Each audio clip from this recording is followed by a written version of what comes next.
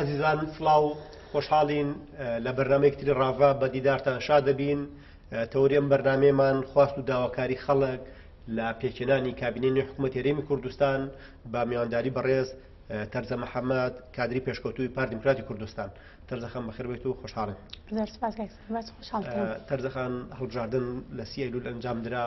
و نەخشە حیزبەکان گۆڕا. ئێستا خەڵک چاوەڕوانیەوەیە کە حکوومەتێکی نوێ بێتە دی، حکوومەتێک کە بەلای کەم ئەوڕ لە پێویستیەکانی و باشترکردنی بژێوی باتەوە. خوێنە جەنابەت بۆ دۆخی گشتی و بەتایبەت بۆ کابینەی نوێ چییە؟ لەوەی کە کابینەیەک بێ لە توانایە بێ پێکاتەکەی و ئەو حیزبانی تای بەشدارە بن بە جۆرێک بێ بتوانن پێویستەکانی خەڵک دابین بکەن و ئەو قەیرانە خراپ یا ئەو تەنگەژە خراپانەی لە ڕابردوو هەبوون تێپەڕێنرێت و خەڵک بۆ نمونە پشوویەکی باشتر باد و بەرەو ژیانێکی باشتر بڕوە بەتایبەت بە خوێندنەوەی کارنامەی حیزبەکان. چونکە بۆ نمونەی ماموو لە مانگی نوێیە بینیمان هەموو حیزب و لایەنە سیاسیەکان کۆمەڵی دروشم، کۆمەڵێک بەڵێن، کۆمەڵێک کارنامەی هاوچەرخ و بۆ نمونە گشتگیریان بڵاو کردوانێ و کاتی داواکردنی دەنگ لە هاوڵاتیان لە جەماوەر هەوڵانەیە لە ڕێگەی ئەو کارنامەیەوە لە ڕێگەی ئەو بەڵێن و دروشمانەی کە ئەوان بەرزیان کردبووە خەڵک دەنگیان پێبە. ئێستا هەڵبژاردن کۆتایی هاتووە لە بەردەم پێچێنانی حکوومەتین. پێم خۆشە بزانم جەنابەت هەموو گەنجێک هەمووەکو کادرێکی پێشکەوتو ڕاچێ لەسەرەوەی کە ئەو حکوومەتی پێکەێنرێت چۆن بێت، چکارە بێت، چی بێت. دووبارە سپاس بۆ میواندارەکەت. بەڕای من کاک سەربەت،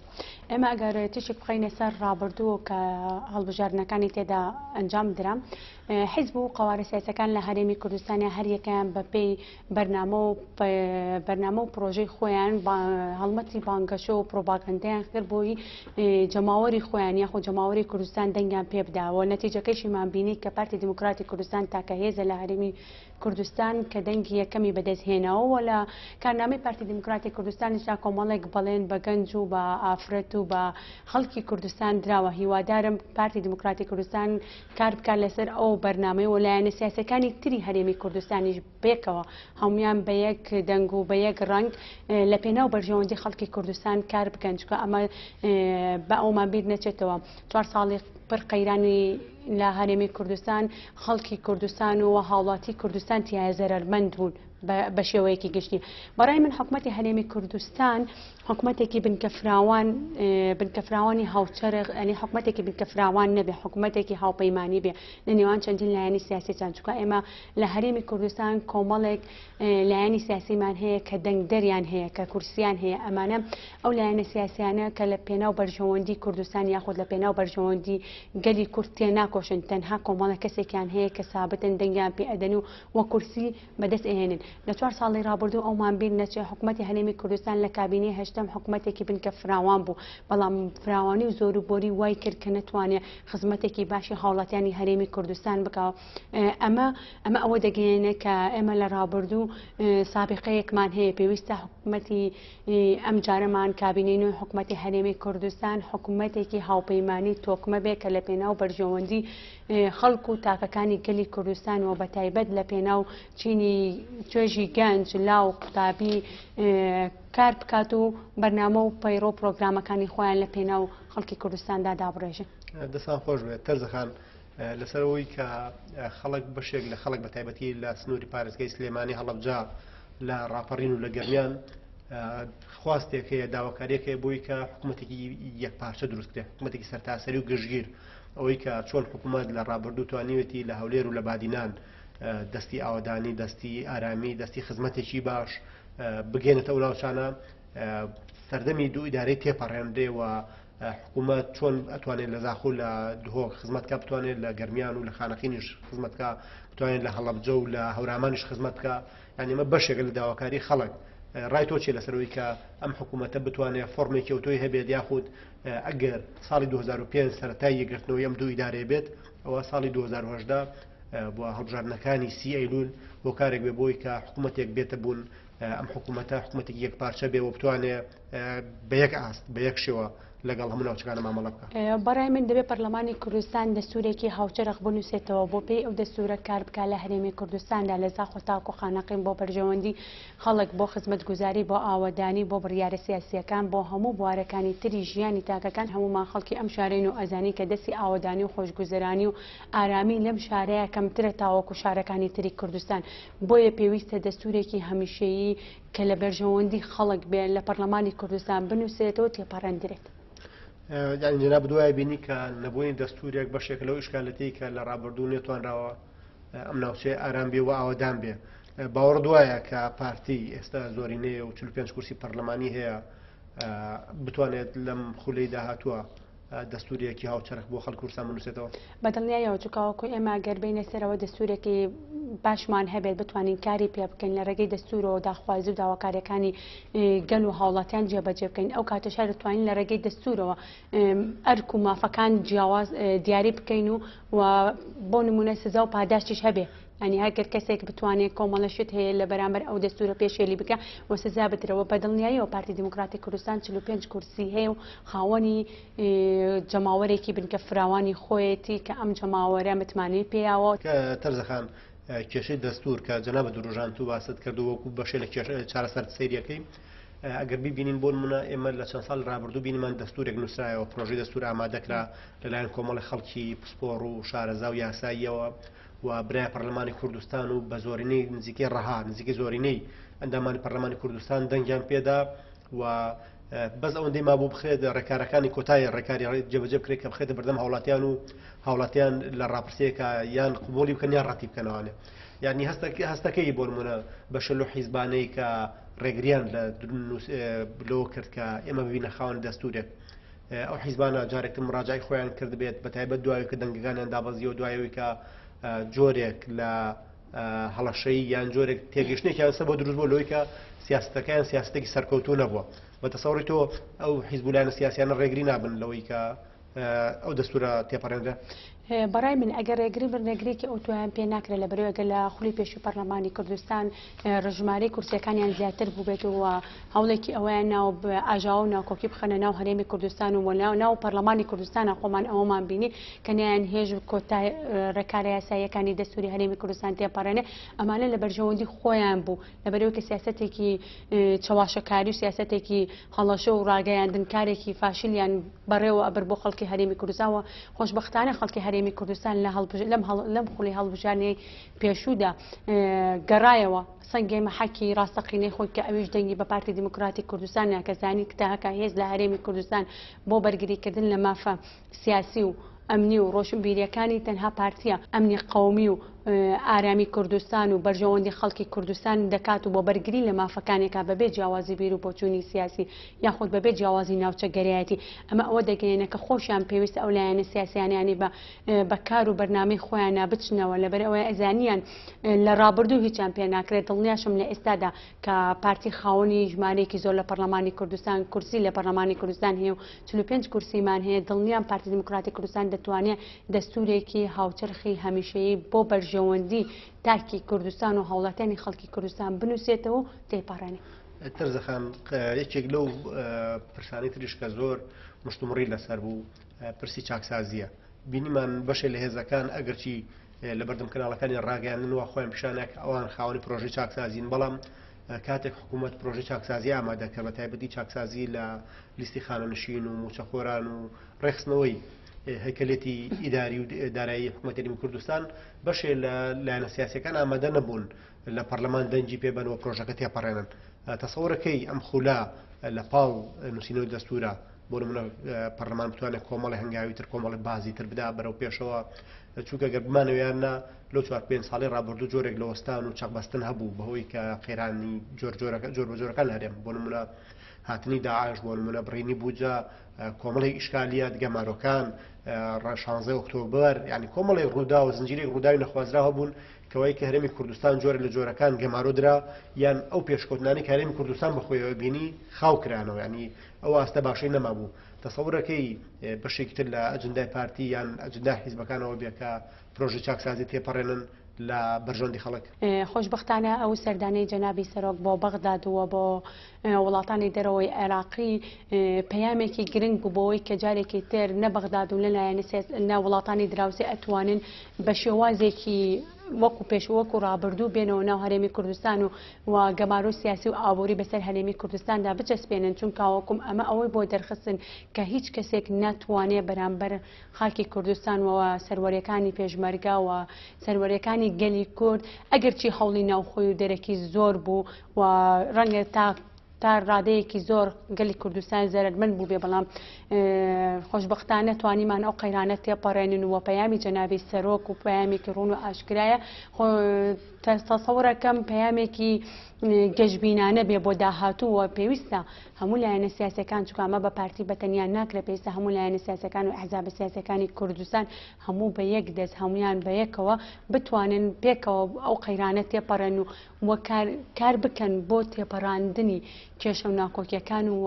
سزاودانی ئەو کەسانەی کە ئەیانەوێ کە بۆ نمونە لە حکوومەت یان لە سێکتەری حکوومەت بێ سێکتەری حیزبەکان بێ گە تووشی گەندەڵی بوون لە گەندەڵیتەوە ئاڵاون هەمومان شایدی ئەوەین کە پارتی دموکراتی کوردستان تاکە هێزی سیاسی بۆ ئامادەی خۆی دەربڕی کە ئامادەیە سزای ئەو کەسانە با چ لە حکوومەت چ لە حیزبەکەی خۆیدا لە سێکتەری گەندەڵیتی ئاڵا بێت بەر سزایان بەڵام لایەنە سیاسەکانی تر لەبەر ئەوەی دروشمی خۆیانە گەندەڵی وەکاری زۆریان لەسەر کردبوو ناچار بوون پاشەکشێکن لەسەر ئەو بڕیارە ینی تەمەنا ئەەکەم ئەم جارە لە پەرلەمانی کوردستان و لە حکوومەتی داهاتوو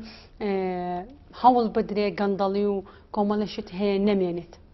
باسی سەردانی سەرۆکت کرد بۆ بەغدا کە بینیمان لە میدیاکانەوە گرنگێکی زۆری پێدرا هەتا ئەوەی کە سەرۆکی پەرلەمانی عراقی لە مەتار لە پێشوازی سەرۆکا بوو تا بینینی سەرۆک وەزیران تا ئەوەی کە بەشی هەرە زۆری سەرکرددا بڕیار بەدەستگانی عراق دیدارێن هەبوو لەگەڵ سەرۆک بارزانی و بیر ڕاگۆڕاوەتەوە جۆرێک لە ڕێکوتن کراوە لەسەرەوەی کە ئەو قەیرانانەی کە لە پێشتر ئەو هەڵانەی کە حکوومەت عراقی لە پێشتر کردوتی تێپەڕێندێ ئەتەوێت لەیرەوە کە باس لەگەڵ پرسی چاکسازیە باسی سەردانەکەی سەرۆکت کرد ئەوە گرێ بیتەوە کە بڵێ ساڵی 2010 دووەڵبژاردننی بەخۆیەوە بینیوە دۆخەکە تا ڕادەیە گۆڕاوە و کرانەوەیەکەی لە هەرێمی کوردستانە. بەدڵنیایە ئەو سەردانی سەرۆک بۆ بەغدا وەکو سەرۆکی حیزبێک نەبوو چکاوەکو هەمومان ئەوە دەزانین فەرشی سوور بۆ سەرۆکی هیچ حیزبێک و هیچ لایەنێکی سیاسی داناندرێ تەنها سەرۆکێک کە بەرگری کار بێ لە مافی گەلی کورد سەرۆک بەرزانی وەکو سەرۆکی کورد پێشوازی لێکراوە ئەمەش کۆمەڵێک دیدار و گفتوگۆ کراوە کۆمەڵێک بەڵێن دراوە بە جۆنابی سەرۆک کە لە داهاتوو ئەو هەنگاوانی کە بەرامبەر بە کوردستان نایەن کە بۆیان دەرکە و هەڵەن بەرامبەر بە کوردستان و کەس ناتوانێت سەروەریەکانی کوردستان پێشێل بکە دڵنیام لەوەی کە ئەم جارە لە خولی داهاتووی حکوومەتی هەرێمی کوردستان و پەرلەمان عقارێکی تر و شێوازێکی تری چاکسازی بەخۆیەوە دەبینێ. تەرزەخان پێم خۆشە لە بەشێکی تری بەرنامەکەمان وەک تەوەرێکی تر قسە لەسەر پرسی بیناکردن هەتمانە بکەین لەبەرەوەی کە لەو ماوەی ڕابردوو بە شێوەی لە شێوەکان کۆمەڵێک حیزبی سیاسی کۆمەڵەیەک دەستە بژێر کۆمەڵێک بە ناو ڕۆشنبیر و ڕۆژنامەنووس کاریان کە بۆی کە خەڵک متمانەی زۆر دابەزی بەتایبەتی گەنجانەکە تەماشا بکەی ئاستی متمانەیان زۆر دابەزیەوە لە هەڵبژاردنەکانی ڕابردوش بینیمان بەتایبەتی لە سنووری پارێزگای سلێمانی ئاستی مشارەکە لە هەڵبژاردنە زۆر داوازی بە خوارانێ ئەمەش وەکو جۆرێک لە سزادانی حیزبە سیاسەکان ئەو حیزبانەی کە بەڵێن و دروشمی زۆر گەوریان هەڵگرت و بەڵام لە ئاسپی و ساخزمەتی خەڵکیان نەکرد. پێم خۆشە لەسەر پرسی بیناکردن متمانە ڕای جەنابە بزانم لەوەی کە ئاخۆش تا دەرفەتێک ماوەوەی بۆی کە زەمینە سازی بکرێ جارێکی تر چینە کۆمەڵایەتەکان خەڵک پێکەوە متمانە دروستکەنەوەی و متمانیان بۆ حکوومەتە هەبێ کە لە داهاتوە دروستەکرێت. کاک سەربەز هەمومان دەزانین کە هەستی نیشتیمانی و هەستی نەتەوایەتی لای تاکەکانی کوردستان زۆر لاواز بووە بە تایبەتی لەم دەڤەرە ئەمەش ئیرهابی فکری سیاسی بوو کە وای کرد خەڵک متمانەیەکی ئەوتوی بە حکوومەتی هەرێمی کوردستان نەبێەوە بەلایەنە سیاسەکانیش نەبێت چونکە وەکوم هەڵبژاردنەکانی 4 ساڵی ڕابردووە 4 ساڵی پێشووتریش کۆمەڵی خەڵک کۆمەڵێک لایەنی سیاسی بڕیاری و وعد و پەیمان و بەڵێنیان بەیان بە خەڵکگا و کە بچنە ناو پەرلەمانی کوردستان ئەبن بە داکۆکیکار لە مافەکانی ئەوان و ئەو موچە بۆ کۆمەڵە خەڵک ئەبڕنەوە کۆمەڵە دروشمی بریقەداری گەورەکە هەمیشە ئەوە ئەڵێن کە بەردی گەورە نیشانەی نەهاویشتنێتی ئەوانش ئەوانەیان کرد بۆ تەمەنا دەکەم ئەم جارە لە پەرلەمانی کوردستان ینی هەموو حسابە سیاسەکانەوە بە تایبەت پارتی دموکراتی کوردستان کە زۆرینەی دەنگی بەدەستهێناوە متمانەی خەڵک نەدۆڕێنەوە متمانەی جەماوەری خۆی بێڵێتەوە چونکاوەکم هەمیشە پارتی لە پێناو بەرژەوەندی گشتیەکانی خۆی و لە پێناو سەقامگیری کوردستان لە بەرژەوەندی شخصی خۆی و لە بەرژەوەندی ئەحزابە حیزبە سیاسەکەی خۆی خۆش بووەوە لە پێناو بەڵام ئەمە ئەگەر بێت و بەردەوام بێ بە تایبەت بۆ پارتی دموکراتی کوردستان ئەم جارش پێکێنانی حکوومەتی هەرێمی کوردستان لە پێناو بەرژەوەند لەسەر ئەساسی دەنگدەری پارتی بێت و ینی وانە بە ژمارەی کورسیەکان پێوەرێکی ئەوتۆنە بێ بۆ پێکێنانی حکوومەتی هەرێمی کوردستان بەدڵنیایەوە پارتی دموکراتی کوردستان هەروەکو چۆن پێشووتر زەرمەندی یەکەم بۆ ئەم جارە زەرمەندی یەکەم دەبێت بۆیە پێویستە کابینی ئەم جارەی حکوومەتی هەرێمی کوردستان بە گوێرەی نیسابی دەنگی کورسیەکان بێت و حکوومەتێکی بنکە فراوانیش نەبێت. تەرزەخانەتەوە بڵێ کە پارتی هەمیشە لە پێکردنانی حکوومەت هەرێمی کوردستانە بەشێک لە پشکە سیادەکانی خۆیەوە بە حیزبەکانی تر لە پێناوی ئەوەی کە بسازێن بەڵام لە کابینەی ڕابردوو بە تایبەت دەگە ببینین لایەنە سیاسەکان سەرباریەوەی کە بە تایبەتی هێزی و گۆڕانوەکو ئیسلامیەکان زیاتر لە پشکی خۆشیان وەرگرت و بەڵام التیزامی کەوتویان بە حکوومەتەوە نەبوو یعنی ئەگەر تۆ تەماشا بکەی بەیانیان لە حکوومەت و دوانێڕان لە معارەز نەبوون و زۆر جاریش لە سنووری پارێزگای سلێمانی و گەرمیان پەلاماری بارگاکانی پارتیەدرا ئیشکالێتی گەورە گەورە دروستکارە و دیها بفکری کە جەناب باسە کرد ینی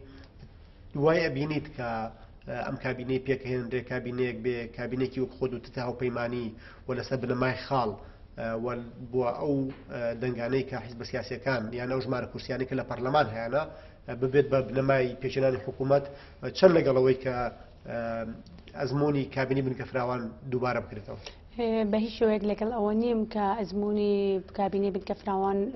دووبارە بکرێتەوە لەبەرەوەی ئێمە لە 4 ساڵی ڕابردوو وانەیەک و تەجروبەیەکی ئەوتۆمان لێ وەرگرت کە هیچ ئیسفادەیەکی بۆ خەڵکی هەرێمی کوردستان و بۆ لایەنە سیاسەکانیش نەبوو جگەر لە کۆمەڵێک گێرەشێن و ئیرهابی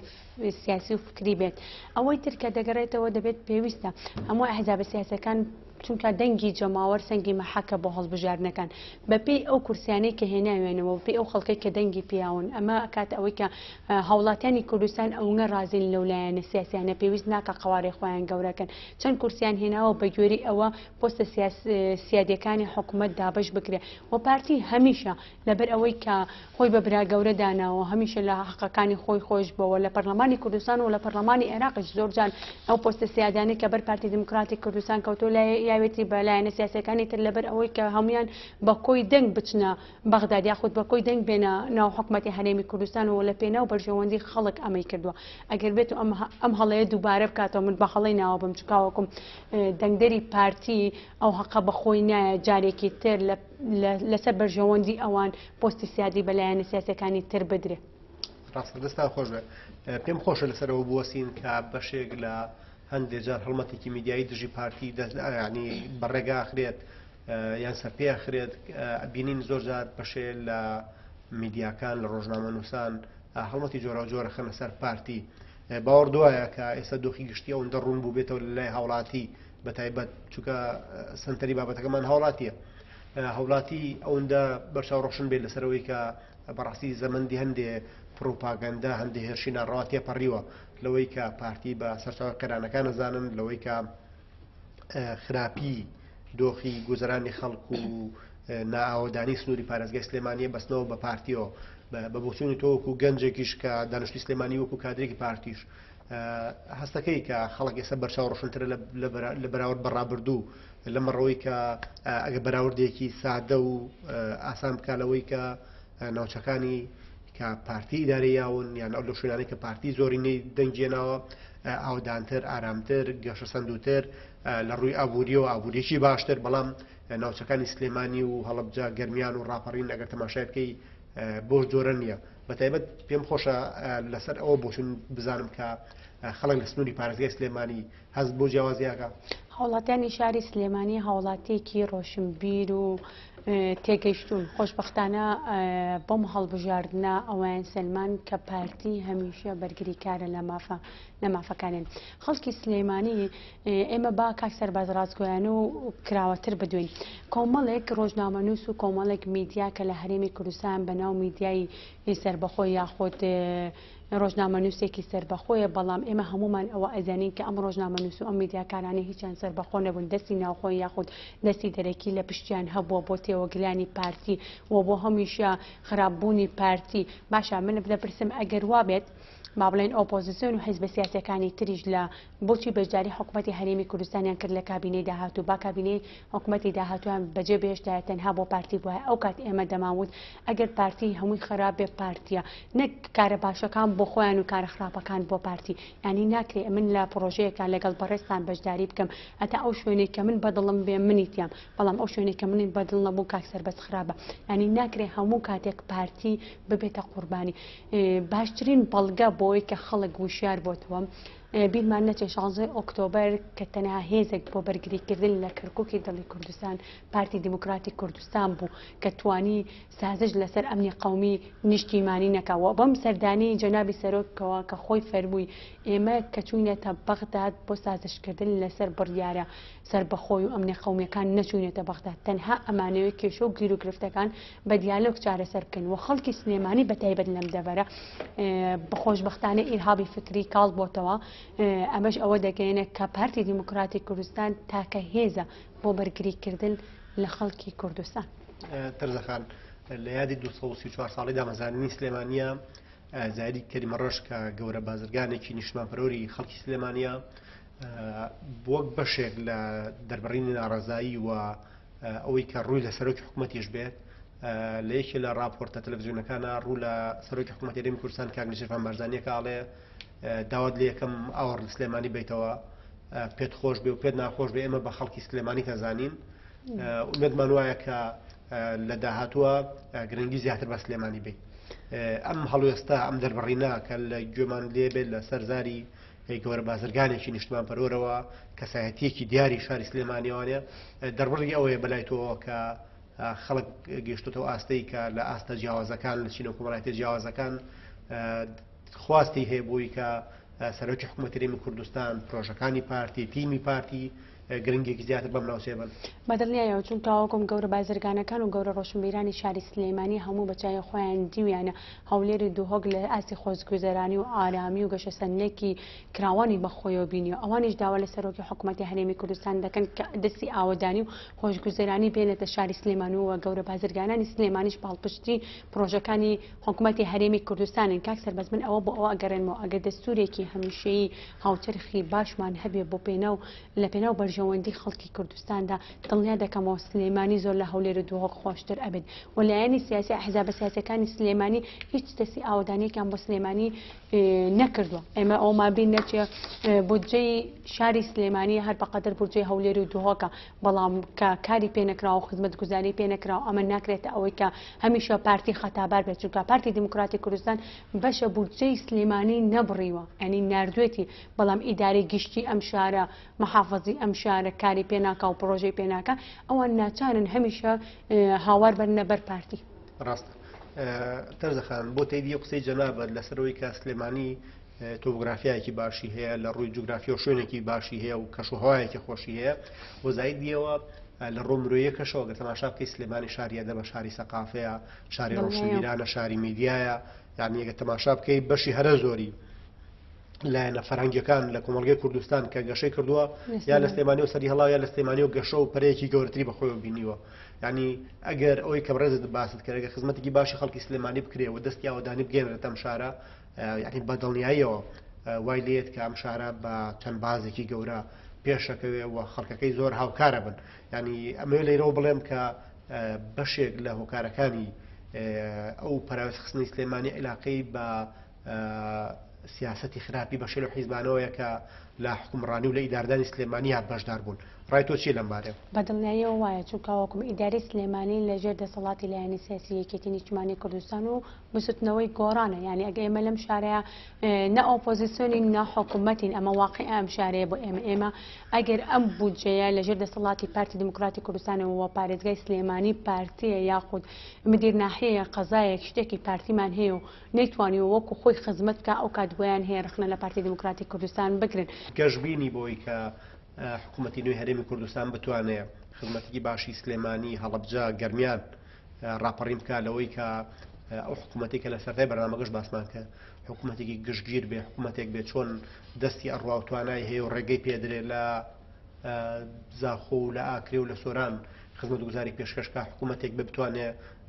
دەستیەوەی هەبێ ڕێگەی ئەوەی پێ بدرێت لە گەرمیان و لە هەڵەبجە و لە ڕاپەڕینش خزمەتکە. بەدڵنیاییەوە چونکە حکوومەتی ئەمجارە حکوومەتێکی بنکە فراوان نابێت. ئەگەر حکوومەتی ئەمجارە حکوومەتێکی هاوپەیمانی بێ بەدڵنیاییەوە پرۆژەکان زیاتر ئەگات و ئەوەشمان بیر نەچێتەوە کە 4 ساڵی ڕابردوو 4 ساڵی پڕ قەیران و نەهامەتی بەسەر کوردستان و کەلی کووردا بوو. دەستان خۆش بێ، من قسەیەکم نەمەوە گەر جەنابەت شتێک بڵێ لە کۆتایی بەرنامەکە. وڵی هیوادارم حکوومەتی هەرێمی کوردستان پرۆژەی چاکسازی لە پێناو بەرژەوەندی خەڵکی کوردستان دانێەوە هەمیشە لیژنەی بەدواداچوون هەبێ لەسەر ئاسی وەزارەتەکان بۆ چارەسەرکردنی کێشەی گەندەڵی و نەهامەتەکانی گەلی کوردستان. دەست خۆش بێ تەرزە محەممەد کادری پێشکەوتی پارتی دموکراتی کوردستان. خۆشحاڵ بووین لە ڕافە بوویت. زۆر سپاس، خۆشحاڵم. ئەزان تا بەرنامەیەکتر و ڕافەکردنی پرسێکی تر بەخواتان ئەسپێرین و خواتان لەگەڵ.